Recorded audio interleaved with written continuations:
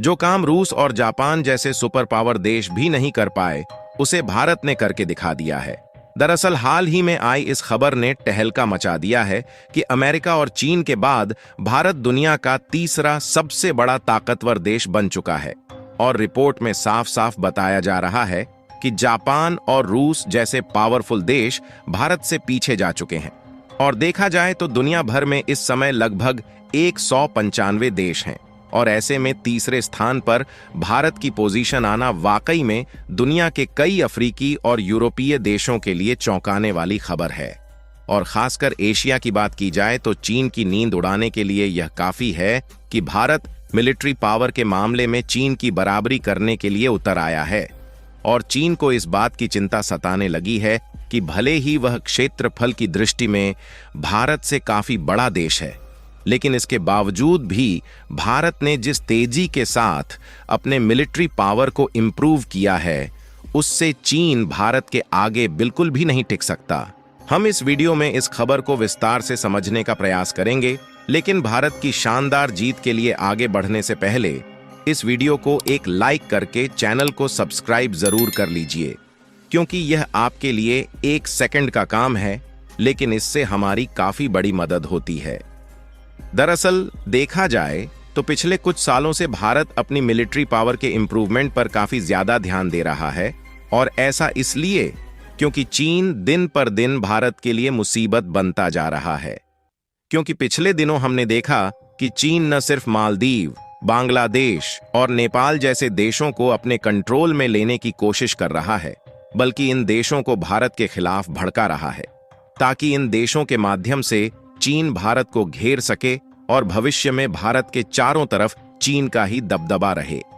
क्योंकि हमने आपको पहले ही बताया कि चीन हरगिज नहीं चाहता कि भारत जैसा देश जो तेजी के साथ डेवलपमेंट कर रहा है, वह एशिया में रहकर चीन जैसे देश को सीधी चुनौती दे। लेकिन चीन शायद यह भूल चुका था कि अब भारत पुराना भारत नहीं रह गया, बल्कि अब भारत ने अपनी पुरानी रणनीतियों को बदलना शुरू कर दिया है और कूटनीतिक तरीके से अपने कदम को आगे बढ़ा रहा है। और किसी भी देश को अपनी मिलिट्री पावर मजबूत करने के लिए केवल आर्मी और नेवी सेना ही कैपेबल नहीं है, बल्कि आज के समय में सबसे ज्यादा जरूरी है एडवांस टेक्नोलॉजी से लैस डिफेंस हथियार,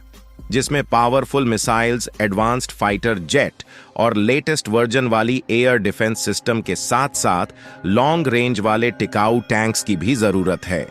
और भारत ने अपनी मिलिट्री पावर को बढ़ाने के लिए इन तरीकों को ऐसे कूटनीतिक कदम के साथ इस्तेमाल किया कि सुपर पावर देशों को भनक भी नहीं लग पाई कि भारत साल 2024 तक अपनी मिलिट्री पावर को इतना ज्यादा मजबूत कर चुका है। लेकिन हाल ही में ऑस्ट्रेलिया की ग्लोबल पावर शोधकर्ता लॉबी इंस्टीट्यूट ने जब एशिया पावर इंडेक्स को पब्लिश किया, तो उसमें जो रिपोर्ट लिखी गई थी, उसे देखकर सभी की आंखें हैरानी से बड़ी हो गईं। क्योंकि रिपोर्ट में साफ साफ देखने को मिला कि जो भारत मिलिट्री पावर के मामले में जापान और रूस से पीछे हुआ करता था, वही भारत इतिहास के सभी रिकॉर्ड को तोड़ते हुए और साथ ही रूस और जापान जैसे सुपर पावर देश को ओवरटेक करके तीसरी पोजीशन पर अपनी जगह बना लिया है।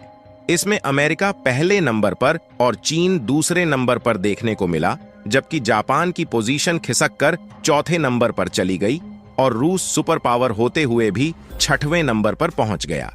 यानी कि आज के समय भारत भले ही तीसरे नंबर पर देखने को मिल रहा है, लेकिन भविष्य का सुपर पावर भारत ही कहा जाएगा, क्योंकि भारत ऑलरेडी चुनिंदा देशों की लिस्ट में शामिल हो चुका है। आपको बता दें कि भारत ने अपनी मिलिट्री पावर को मजबूत करने के लिए सबसे ज्यादा ध्यान दिया मेड इन इंडिया प्रोडक्शन पर, जिसमें भारत की DRDO, Hindustan aeronautics limited, L&T और कल्याणी ग्रुप के साथ साथ भारत की कई स्टार्टअप कंपनियों ने बढ़ चढ़कर नई नई और लेटेस्ट टेक्नोलॉजी वाले डिफेंस हथियारों को डेवलप किया। हालांकि यह भारत की कंपनियों के लिए अकेले करना संभव नहीं था, क्योंकि हम लोगों के पास सभी तरीके की लेटेस्ट टेक्नोलॉजी नहीं है। इसलिए यहां पर भारत ने एक बार फिर से कूटनीति का इस्तेमाल किया और रूस, जापान, जर्मनी के साथ साथ अमेरिकी और इजराइल की कंपनियों के साथ ज्वाइंट वेंचर में मिसाइल, टैंक्स और फाइटर जेट के प्रोडक्शन का काम शुरू किया, जिससे भारत के जो हथियार थे विदेशी टेक्नोलॉजी से लैस होने के कारण पहले से भी ज्यादा ताकतवर बन गए और साथ ही इनका प्रोडक्शन भारत में किया गया। इससे भारत की मेक इन इंडिया की ताकत को तो मजबूती मिली ही, साथ साथ इन सब की मैन्युफैक्चरिंग लागत काफी कम देखने को मिली, जिसके कारण यह भारत के लिए प्लस पॉइंट बन गया और भारत ने दूसरे देशों में अपने डिफेंस हथियारों के एक्सपोर्ट को भी बढ़ाना शुरू कर दिया। और कमाल की बात यह है कि भारत के डिफेंस हथियार बेहतरीन क्वालिटी के साथ साथ अमेरिका, जर्मनी और फ्रांस जैसे देशों की अपेक्षा कम प्राइस में मिल रहे थे। इसलिए यूरोप, अफ्रीकी देश, मिडिल ईस्ट और कुछ साउथ अमेरिका के कई देशों ने भारत से डिफेंस हथियारों को खरीदने के लिए अपने हाथ को आगे फैलाया। इसके बाद भारत का डिफेंस एक्सपोर्ट तेजी के साथ बढ़ने लगा और धीरे धीरे 85 देश भारत के साथ डिफेंस हथियार खरीदने के लिए जुड़ गए। जहां पिछले एक साल में भारत के द्वारा डिफेंस एक्सपोर्ट को देखा जाए तो उसकी वैल्यूएशन लगभग 21,000 करोड़ रुपए की है, जिसमें ओवरऑल रिपोर्ट में बताया गया कि 78% की ग्रोथ भारत ने एक साल में अचीव किया है।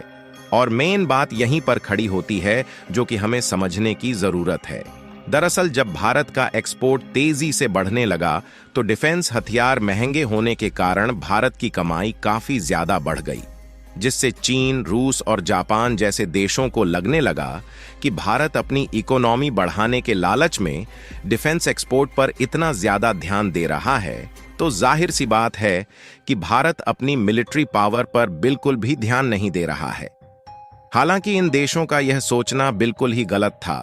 क्योंकि सामने से तो भारत ने अपने डिफेंस एक्सपोर्ट को बढ़ाने पर खूब ध्यान दिया, लेकिन पीठ पीछे भारत ने अपनी मिलिट्री पावर को मजबूत करने की कोई कसर नहीं छोड़ी है। और भारत खुद के देश में बनाई गई BrahMos missile, light combat aircraft, air defence जैसे ताकतवर हथियारों को खुद के लिए भी भारी भरकम मात्रा में इकट्ठा कर चुका है। और इतना ही नहीं, बल्कि आज के समय में भारत 26 की संख्या में राफेल फाइटर जेट खरीदने की डील ऑलरेडी फ्रांस के साथ फाइनलाइज कर रहा है। और पनडुब्बी बनाने का काम भारत की कंपनियां खुद अपने देश में कर रही हैं, जिसमें जर्मनी जैसे देशों की मदद ली जा रही है ताकि टेक्निकल प्रॉब्लम आसानी से सॉल्व हो सके। और आपको जानकर हैरानी हो सकती है कि भारत के पास जो INS विक्रांत नामक पहला स्वदेशी एयरक्राफ्ट कैरियर है, उसे दुनिया के टॉप एयरक्राफ्ट कैरियर में गिना जाता है। और इसके अलावा भी INS विशाल और INS विक्रमादित्य नाम के 2 एयरक्राफ्ट कैरियर को बनाने का काम चल रहा है। और कमाल की बात यह है कि ये दोनों एयरक्राफ्ट कैरियर भी खुद भारत में ही बनाए जा रहे हैं। फिलहाल भारत ने मिलिट्री पावर के मामले में तो जापान और रूस को पीछे छोड़ दिया है और तीसरे नंबर पर आ चुका है, लेकिन अभी भी भारत को मिलिट्री पावर और मजबूत करके चीन को पछाड़ने की जरूरत है। और भारत को तीसरी सबसे बड़ी इकोनॉमी बनने के लिए जर्मनी और जापान को पीछे करना है, जिसके लिए भारत ऑलरेडी काम कर रहा है।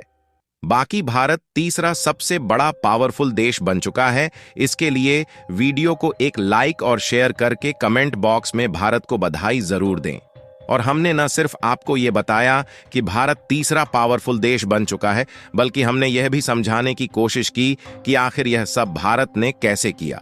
तो ऐसे में आप हमारी मेहनत के लिए चैनल को सब्सक्राइब करके हमारा सपोर्ट कर सकते हैं। जय श्री राम।